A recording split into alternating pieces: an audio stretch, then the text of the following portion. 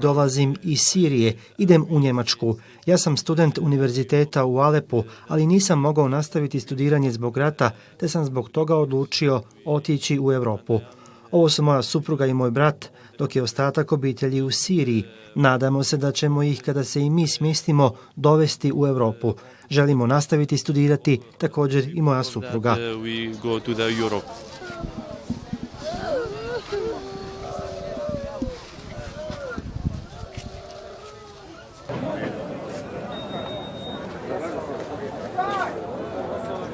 I want to go to Germany. Želim otići u Njemačku, ali još nisam siguran.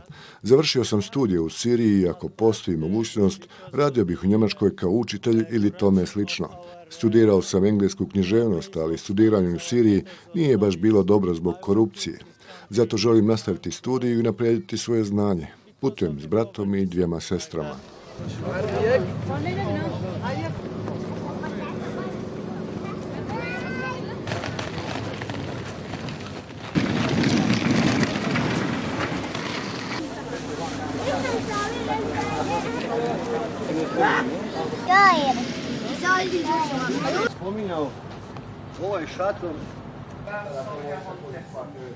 Cijela nit vodilja koja nas je sve vodila ovdje i u izradi ovoga prostora je bio da na nekakav način ovim migrantima napravimo što je god moguće humaniji, bolji smještaj i da na nekakav način oni imaju krov nad glavom, da je taj prostor ugrijan i da oni mogu na normalan način provesti ovo svoje kratko vrijeme u Republici Hrvatskoj.